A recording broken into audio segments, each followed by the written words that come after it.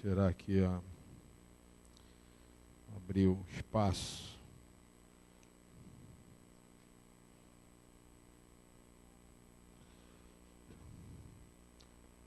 Para. Em nome do Senhor Jesus. O tema dessa noite é um tema que, de repente, você nunca se apercebeu na tua Bíblia, na tua leitura diária, porque é uma parte da Bíblia que nunca foi falada, pelo menos nesses quase 20 anos de caminhada no Evangelho, eu nunca vi ninguém fazer um comentário do que eu vou fazer hoje, sobre essa parte da Bíblia. E o tema da mensagem, chegou a colocar, Vanessa, não, né? O tema da mensagem é o porquê do silêncio de Deus. Abra sua Bíblia no meio entre o Velho Testamento e o Novo Testamento. Abre ali no meio. Vamos fazer um comentário sobre essa parte da Bíblia. Você nunca deve ter notado isso na tua Bíblia, ou você pensa que simplesmente é uma divisão entre o Velho e o Novo Testamento. Mas há um simbolismo, há um significado do porquê. E se você reparar, se você já abriu, que é fácil, você vai encontrar aí entre o Velho e o Novo Testamento, tem o que aí? Uma página em branco. E essa página em branco, para quem não sabe, tem um significado. Entre Malaquias capítulo 3 e Mateus capítulo 3, Malaquias capítulo 3, versículo 1, e Mateus capítulo 3, versículo 1, existe um período do silêncio de Deus de 400 anos. Esta página em branco que você está vendo aí, ela tem um simbolismo do silêncio de Deus de 400 anos. Ela significa a parte interbíblica da Bíblia. Quando Deus, depois de Malaquias ter profetizado no capítulo 3, versículo 1, sobre a vinda do anjo, do Messias, até Mateus capítulo 3, quando João Batista no deserto já começava a pregar, preparando a vinda de Jesus. Então são 400 anos. E eu tinha sido convidado para ministrar essa palavra, e eu estava procurando, folheando a Bíblia, e vira para cá, e vira para lá, e vira para cá, e vira para lá. E eu vou falar um negócio para você, eu não sei se acontece contigo. Há um desespero profundo, pelo menos da minha parte, quando eu não consigo ouvir a voz de Deus. Quando você tem um chamado profético, de ser profeta do povo de Deus, para quem tem esse chamado, cria-se um desespero quando você começa a buscar a direção de Deus, um norte de Deus, e de repente você vira para lá, vira para cá, vira para lá e vira para cá, e nada. E cadê? O que eu vou falar para aquele povo? Deus estava em silêncio. Deus tinha ficado em silêncio para mim. E aí quando eu passei por essa página, eu entendi o que ele estava querendo falar comigo. Porque Deus faz dessa forma. Ele cria momentos na tua vida, Ele quer falar contigo, Ele não fala somente através da boca do profeta de cima do altar. Ele fala Ele usa até a mula para falar contigo. Como Ele usou a mula para falar com Balaão. Quando você não quer escutar a voz de Deus, quando há uma dificuldade de você escutar a voz de Deus, Deus usa qualquer coisa para falar. Mas há momentos, e nós vamos entender isso nessa mensagem, que Deus fecha a boca, fica em silêncio. E de repente você deve estar vivendo esse momento. Deus não fala comigo. Eu estou com uma situação para resolver e eu não consigo entender porque Deus ainda não me deu um norte. Deus ainda não me deu uma direção. O que eu vou fazer? Deus! Aí você começa a entrar num desespero. Deus ficou 400 anos sem falar com Israel. Só para fazer um comentário sobre essa página em branco. Chamado momento interbíblico. De Malaquias até Mateus foram 400 anos. Nesse período houve mudanças radicais na terra. E na vida do povo do Senhor, como também na vida e nos costumes das nações gentias. No silêncio de Deus, o mundo passou por várias transformações. Nesses 400 anos, o mundo passou por várias transformações. Povos deixaram de existir e outros apareceram. Guerras em cima de guerras. 400 anos sem revelação bíblica. Nenhum profeta foi levantado nesse período. Depois de Malaquias, até João Batista, nenhum profeta foi levantado nesse período. E o último profeta, conforme a palavra de Deus diz em Lucas capítulo 16, versículo 16, termina em João Batista, o último profeta. O silêncio desesperador desses 400 anos, Deus deixou que os esforços dos homens falhassem nas resoluções espirituais, que a moralidade religiosa desiludisse a todos. O silêncio de Deus é desesperador. Para os homens que foram chamados para essa função, como eu já falei, o silêncio de Deus é como perder o rumo a bússola norte. O silêncio de Deus deixa o homem a andar sem rumo. Aí eu fiz essa pergunta: o porquê de Deus parar de falar? Eu gostaria que você perguntasse ao teu irmão: por que Deus para de falar? Pergunta aí: por que Deus deixou de falar? De repente você está aqui dentro da hora perguntando: por que Deus parou de falar comigo? Há momentos em nossa vida que Deus para de falar. É como se o céu virasse um céu de bronze. Já reparou? Que as tuas orações, você ora, não acontece nada. Há um silêncio. Você fala, ora, e nada de resposta. Você busca resposta, direção e não tem. Fica frito, não sabe a atitude que tomar, o caminho que deve seguir. O que fazer? Pergunta o teu irmão aí. O que eu devo fazer? Pergunta aí do lado aí. Felipe, pergunta aí para o Sandro. Sandro, fala para ele aí, pergunta aí. O que eu devo fazer? Aí eu dividi em 3 tópicos.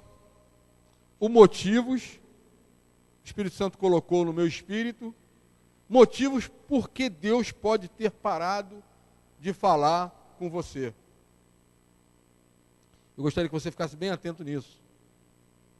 Que isso, conforme o pastor falou já sobre o divisor de águas, de repente hoje é um divisor de águas hoje na tua vida, nessa noite aqui nesse lugar. O primeiro tópico, por que Deus pode ter deixado de falar contigo, é que Ele é um Deus educado. Deus tem educação. Ele não fala enquanto você estiver falando. Deus é um Deus educado. Ele não para, ele é igual uma conversa. Você tem gente que não, eu tenho que me policiar nisso. Tem um irmão aqui na igreja que está aqui presente, que toda hora fica me alfinetando nisso. Outro dia ele ficava: César, eu preciso falar contigo. Aí ele virou para mim e falou assim: Ih, tu vai tentar falar com ele? Será que tu vai conseguir? Ele está até rindo. Eu tenho esse defeito. Às vezes a pessoa está querendo falar e você está falando junto com ela. Nós temos que aprender a ter educação. E o nosso Deus é assim. Ele é educado. Enquanto você está falando, Ele não fala. Quando você permite Ele falar, aí Ele fala. Tem filhos de Deus que têm esse argumento para tudo. É o famoso doutor sabe tudo. Não permite que Deus fale. Tem argumento para tudo. E principalmente não aceita o não de Deus como resposta. Eu falo muito isso lá em casa.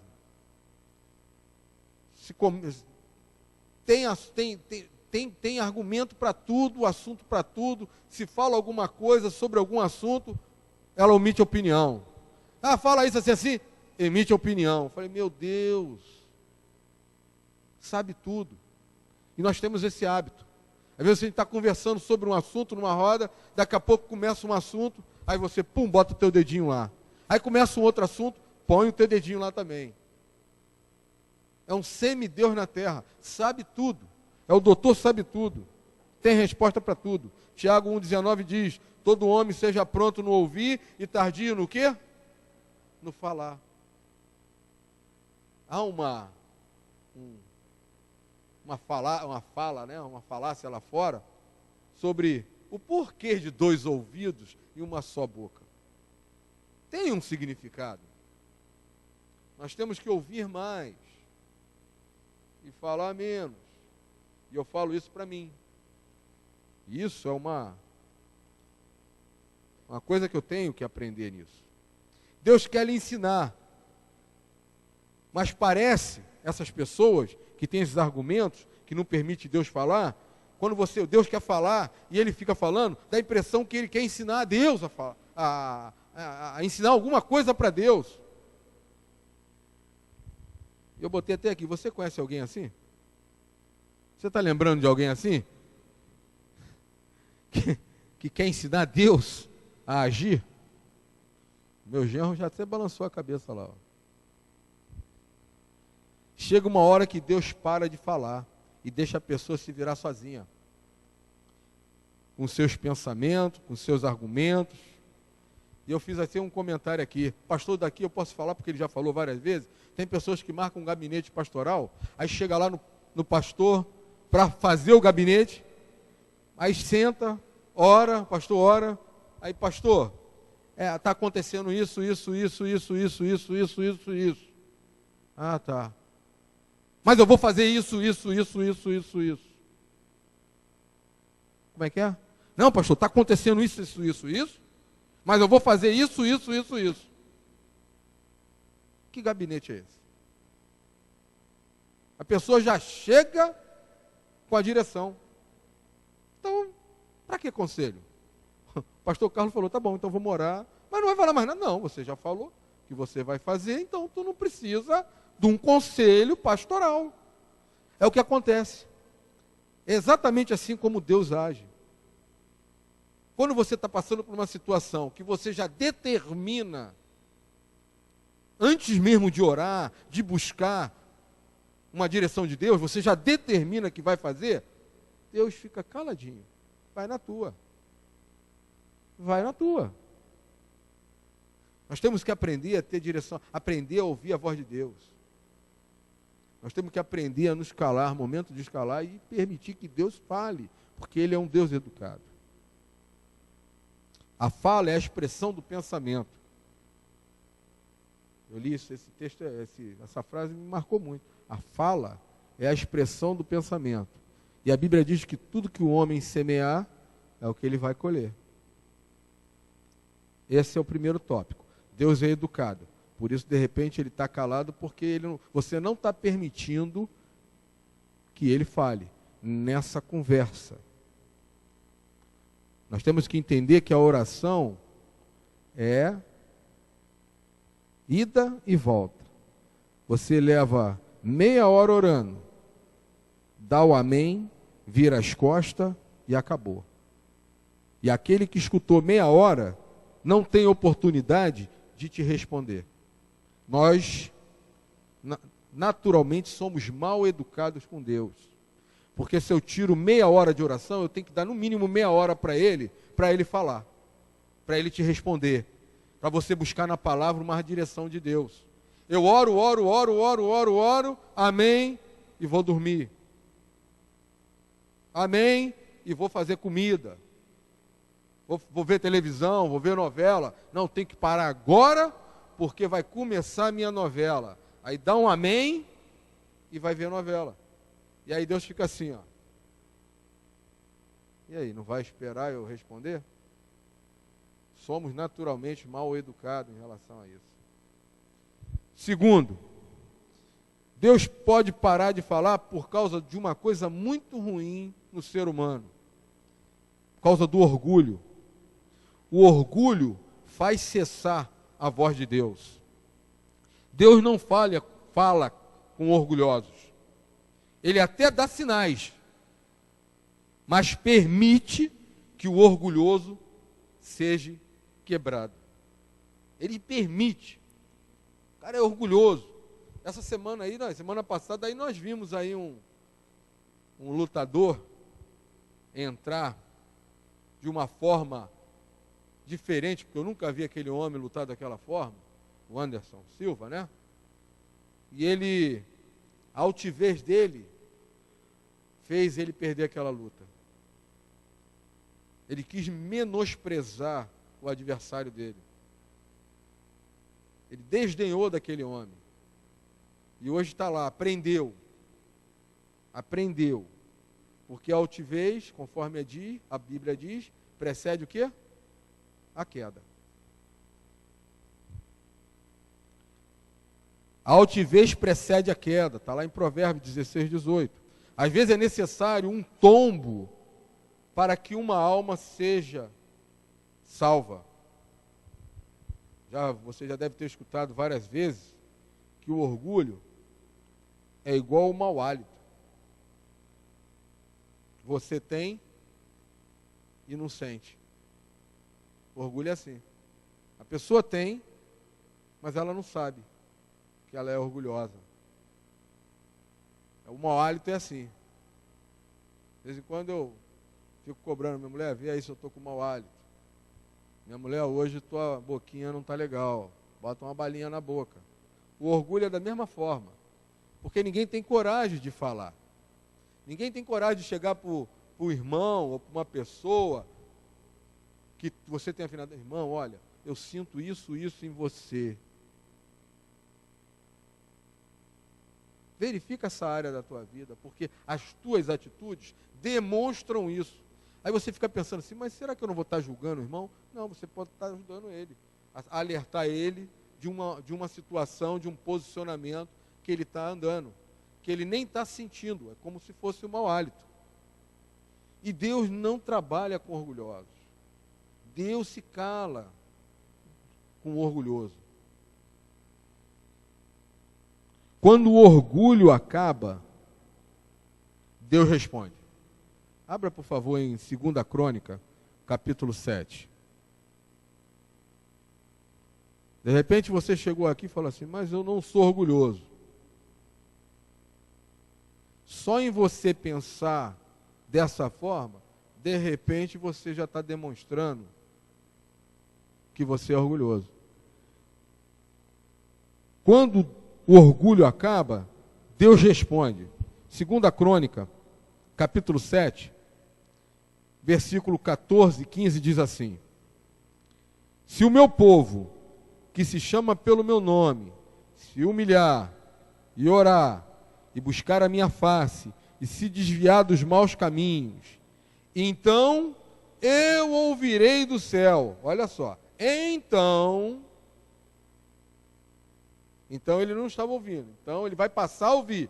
Então eu ouvirei do céu, e perdoarei os seus pecados, e sararei a sua terra.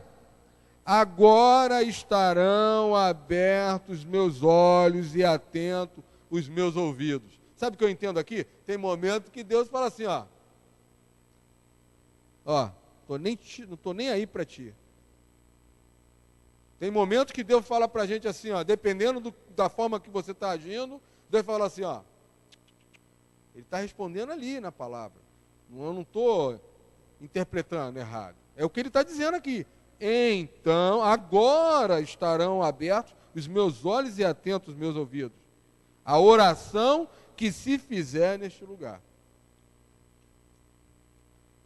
3. Deus para de falar, e essa eu acho que é a mais importante, para testar a tua fé. Há momentos que Deus para de falar para testar a tua fé. Deus não liga, escuta bem isso. Nós temos aprendido muito isso com a nossa liderança. Deus não está nem aí para o teu sentimento. Pode chorar, se quebrantar todo. A Bíblia diz que Deus até colhe a tua lágrima, mas Ele não está preocupado com os teus sentimentos. Deus se preocupa com a tua fé, porque é com ela que você vai agradar a Ele. Deus não liga para os nossos sentimentos. Ele está interessado na sua fé. Mas há momento que Ele está testando a sua fé. Ele está te testando para saber se você aprendeu a andar por fé. Aprendeu a confiar nele. Ele está me fazendo isso nesse dia comigo, em relação ao meu trabalho. Eu estou pregando aqui uma coisa, uma palavra que eu estou vivendo hoje, dia 17 de julho, na minha vida em relação ao meu trabalho. Quer ensinar ao povo a viver por fé? Vamos ver se você está pronto para isso. Estava na frente do espelho pensando nisso. E Deus falando assim comigo. Está pronto para ensinar a viver por fé? Hoje. Minha família não está nem sabendo de nada. Mas Deus está me ensinando hoje sobre isso. 2 Coríntios 5:7, porque andamos por fé e não por vista. Temos que andar segundo os seus mandamentos. Segunda Epístola de João, capítulo 6, diz assim: e o amor é este, que andemos segundo os seus mandamentos. Este é o maior mandamento. Este é o mandamento, como já desde o princípio ouviste, para que nele andeis. Abra agora lá, você vai ver agora a aflição de um homem. Abre no Salmo 102 e você vai ver a aflição do salmista em relação ao silêncio de Deus. Abre lá. Salmo 102.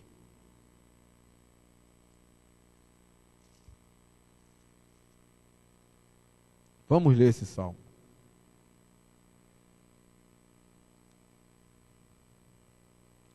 Está tudo bem aí, né?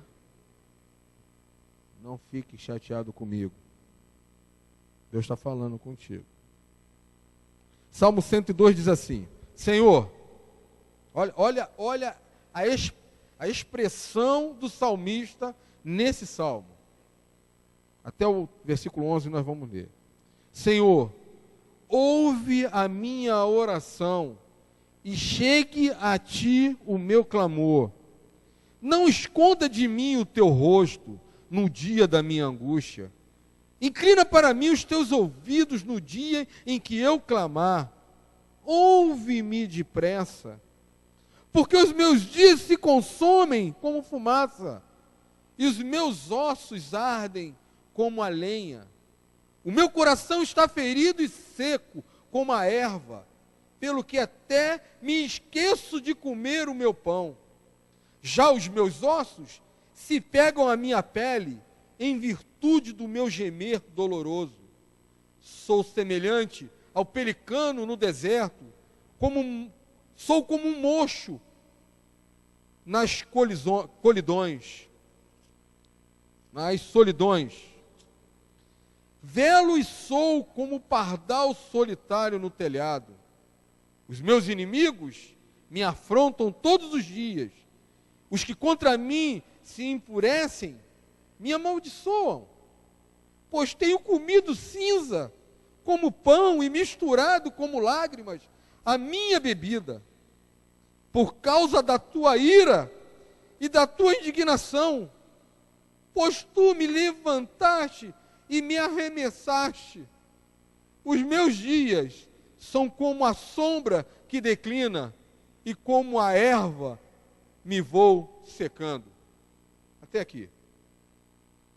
Esse é um desespero de um homem que você nitidamente nota que Deus parou de falar com ele. O clamor dele, naquele desespero, e de repente, você no teu quarto, você sozinho, no teu dia a dia, você está como esse homem aqui. Deus, até quando?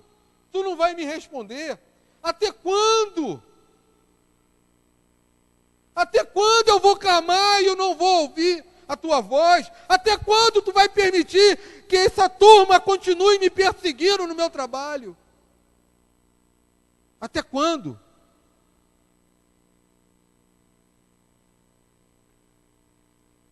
Ele está aflito ali.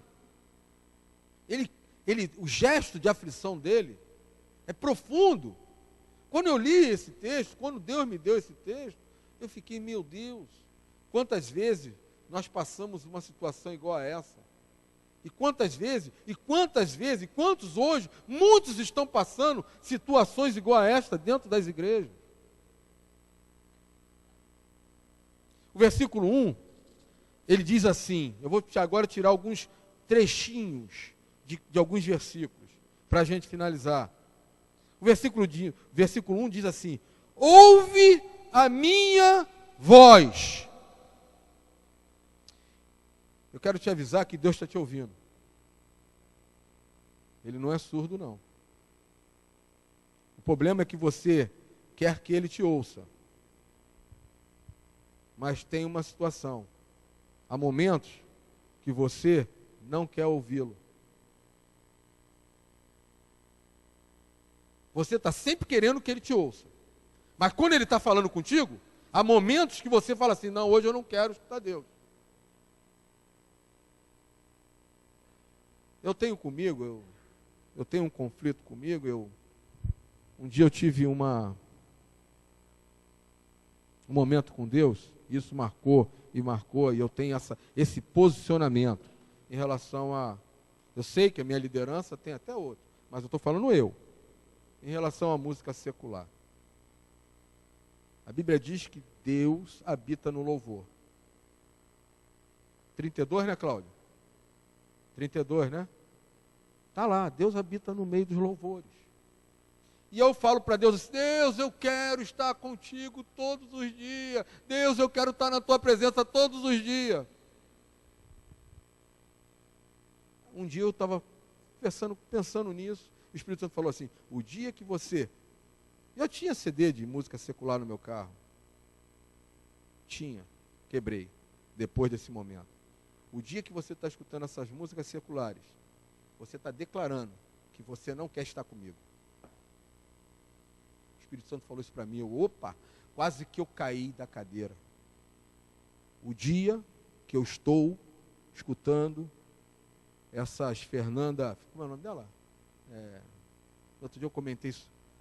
Paula Fernandes, estava no jornal assim, Paula Fernandes busca inspiração nos espíritos para compor as suas músicas. E você fala assim, essa mulher canta muito. E as músicas tudo inspiradas por demônio.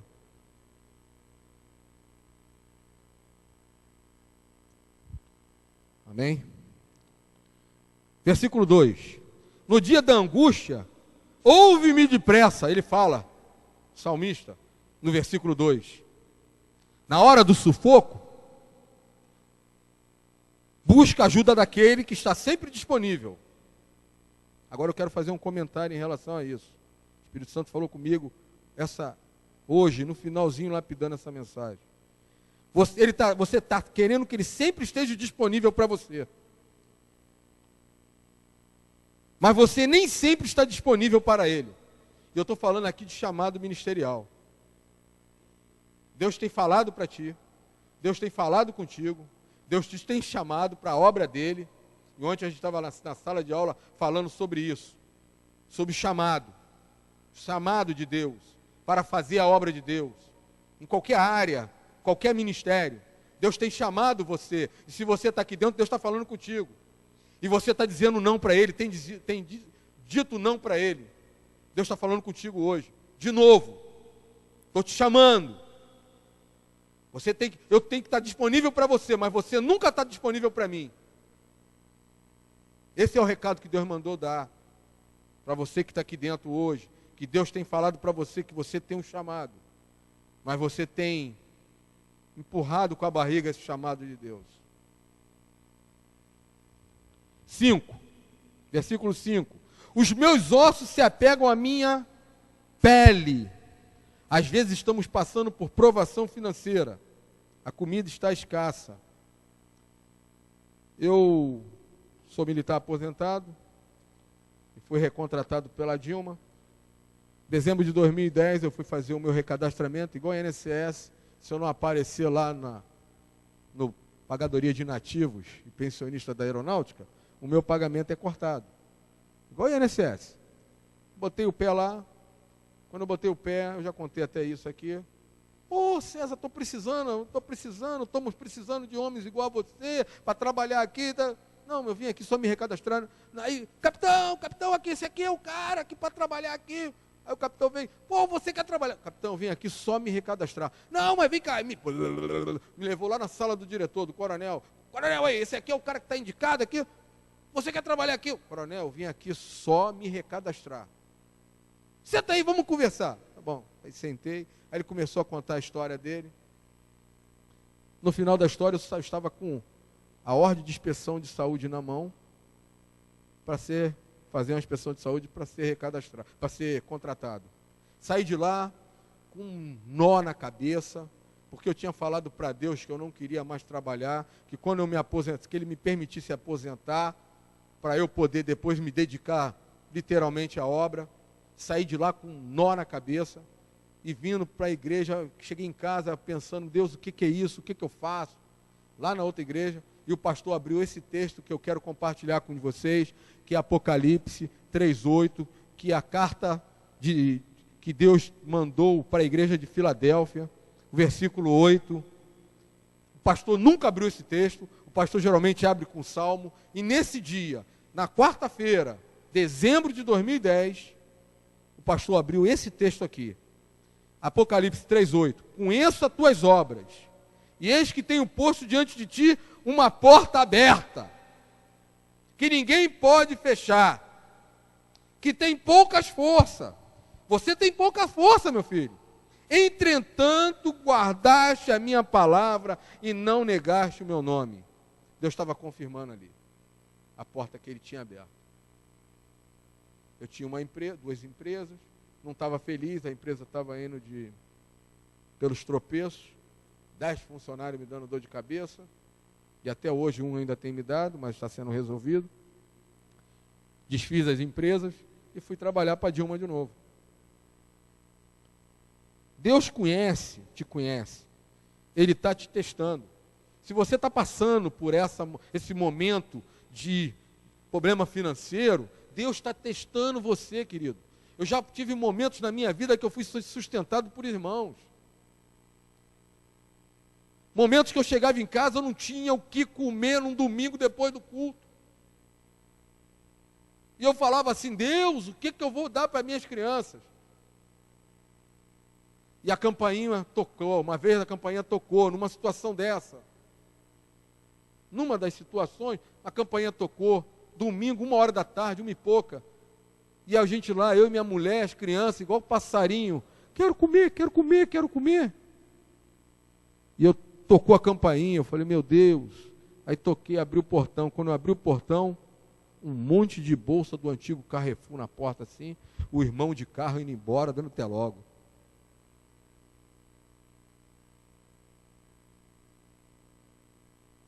Há momentos na nossa vida que nós temos que lembrar disso. Ser fiel no pouco, Deus te colocará sobre muito. Se você está passando por isso, é um momento de Deus na tua vida. Vamos pular, porque a hora já foi. Abra, por favor, no Salmo 118, para a gente finalizar. 9:30.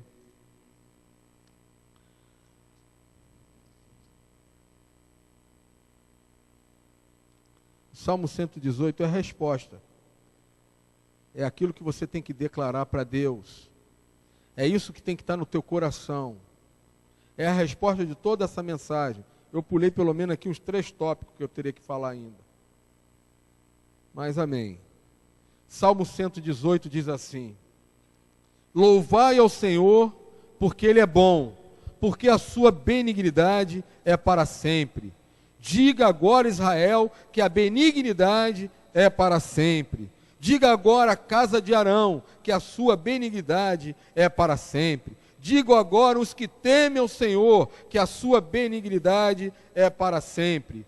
Invoquei o Senhor na angústia, e o Senhor me ouviu, e me pôs em mim num lugar largo. O Senhor está comigo.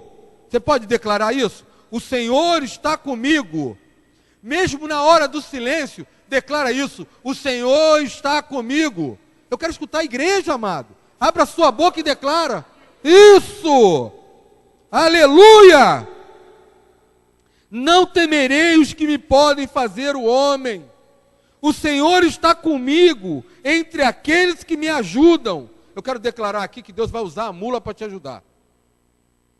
Deus vai usar a mula. A mula é aquele que não está em Deus. O significado. Aqueles que estão no mundo. É um termo até meio chulo, mas é para te ajudar. Ele vai te ajudar. Homens vão te ajudar. Pelo que verei cumprido o meu desejo sobre os que me aborrecem. É melhor confiar no Senhor do que confiar no homem. Você hoje tem se sentido sozinho no meio da multidão. Tem gente aqui que está no meio da igreja, mas tem aquele sentimento de estar sozinho. Você não tem ouvido a voz de Deus. Você tem passado até por provação. Você está sendo perseguido e não sabe o que fazer. Se Deus falou contigo, como falou comigo, quando estava preparando essa mensagem, se você está passando por isso, se você está se sentindo sozinho, o Senhor está passando por essa provação, Deus, eu estou querendo te ouvir, hoje Ele está falando contigo. Eu queria orar por você. Se Deus literalmente falou contigo, sai do teu lugar, vem aqui na frente, eu quero orar por você. Em nome do Senhor Jesus. Sai do teu lugar. Se Deus realmente falou contigo, sai do teu lugar. Se você está passando por provação, querido, se você está ouvindo, Deus, eu estou querendo, eu não estou tentando, eu estou querendo uma direção tua e não estou conseguindo ter, porque eu não estou conseguindo ouvir a tua voz. Deus está falando, está te ensinando até mesmo no silêncio. Sai do teu lugar. Em nome do Senhor Jesus. Permita Deus falar, agir na tua vida. Lembra que um dos textos é, Deus está falando contigo. Permita Ele falar contigo. Amém? Eu quero convidar o pastor Carlos para finalizar essa mensagem.